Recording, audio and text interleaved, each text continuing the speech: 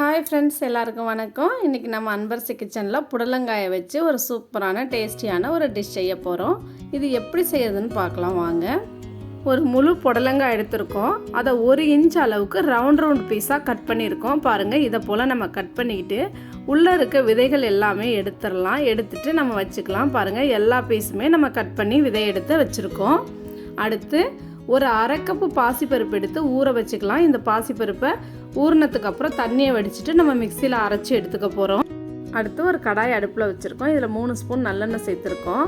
இந்த எண்ணெய் சூடானோடனே இதில் தாளிக்கிறதுக்காக 1 ஸ்பூன் சோம்பு, 2 பச்சை மிளகா, 6 பல் பூண்டு எடுத்து நல்லா எல்லாத்தையும் தனித்தனியாக இடித்து வச்சுருக்கோம். அது எல்லாத்தையும் இதில் சேர்த்துக்கிறோம். இது நல்லா வதங்கினதுக்கு அப்புறம் பொடியாக நறுக்கி வச்சுருக்க ஒரு பெரிய வெங்காயத்தை இது கூட சேர்த்துக்கலாம். இந்த வெங்காயம் வதங்கிறதுக்கு தேவையான அளவுக்கு உப்பு சேர்த்துக்கலாம்.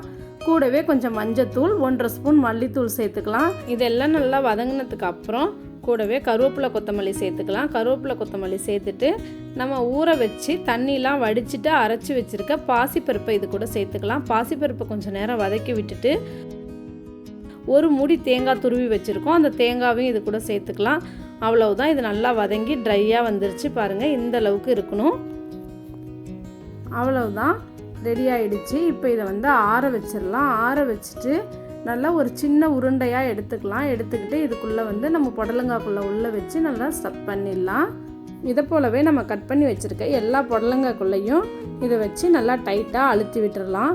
பாருங்கள், மசாலா நல்லா வச்சு அழுத்தி விட்டுட்டோம். இப்போ பார்த்தீங்கன்னா நான் எல்லாத்துலேயுமே இந்த மசாலா வச்சுட்டேன். பாருங்கள், அடுத்தது இதை அப்படியே எடுத்துகிட்டு போயிட்டு ஒரு இட்லி பாத்திரத்தில் வச்சு நம்ம வேக வச்சு எடுத்துக்க போகிறோம். இது நல்லா இட்லி அவிக்கிற மாதிரியே ஒரு 8 நிமிஷம் நல்லா வேக வச்சிடலாம். பாருங்கள், 8 நிமிஷம் ஆயிடுச்சு. சூப்பராக இந்த புடலங்காய் வெந்து போயிடுச்சு. இதை நம்ம வெளியில் எடுத்துடலாம்.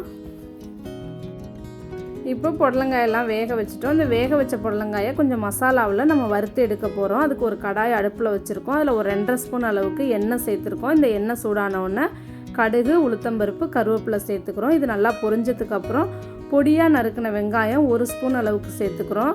ஒரு 5-6 பல்லு பூண்டை பொடியாக நறுக்கி வச்சுருக்கோம். அதையும் இது கூட சேர்த்துக்கிறோம். இது எல்லாம் நல்லா வதங்கி வந்துருச்சு. இந்த டைமில் இதுக்கு தேவையான மசாலா பொருட்களை சேர்த்துக்கலாம். மல்லித்தூள் 1 ஸ்பூன், மிளகாய்த்தூள் 1 ஸ்பூன், 1/4 ஸ்பூன் மஞ்சத்தூள், 1 ஸ்பூன் கரம் மசாலா தூள், தேவையான அளவுக்கு உப்பு. இது எல்லாமே இந்த தாளிப்பு கூட நம்ம சேர்த்துக்கலாம். சேர்த்துட்டு நல்லா வதக்கி விட்டுறலாம்.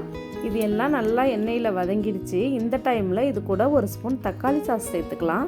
இது எல்லாத்தையும் நல்லா பச்சை வாசனை போகிற அளவுக்கு வதக்கி விட்டுட்டு இப்போ இது கூட 1 ஸ்பூன் கார்ன்ஃப்ளவர் மாவு சேர்த்துக்கலாம். கார்ன்ஃப்ளவர் மாவு சேர்த்துட்டு நல்லா வதக்கி விட்டுட்டு நம்ம வேக வச்சு எடுத்து வச்சுருக்க புடலங்காய் எல்லாத்தையுமே இதில் சேர்த்துக்கலாம். சேர்த்துட்டு நல்லா நம்ம கிளறி கொடுத்துட்டே இருக்கலாம். எல்லா பக்கமுமே நல்லா திருப்பி விட்டு வேக விடலாம்.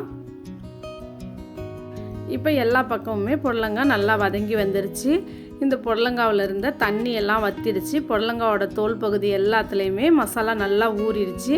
சூப்பராக நம்ம வறுத்து எடுத்துட்டோம். இதை எடுத்து ஒரு பிளேட்டுக்கு மாற்றிடலாம். நாம் இது எல்லாத்தையும் ஒரு பிளேட்டுக்கு மாற்றிட்டோம். பாருங்கள், பார்க்குறதுக்கு எவ்வளோ அழகாக இருக்குது பாருங்கள். டேஸ்ட்டும் நல்ல சூப்பராக இருக்குங்க. இது நல்ல ஒரு காரசாரமானதாக இருக்கும். இதை நீங்கள் செஞ்சு சாப்பிட்டு பாருங்கள். கண்டிப்பாக உங்களுக்கு பிடிக்கும்னு நான் நம்புகிறேன்.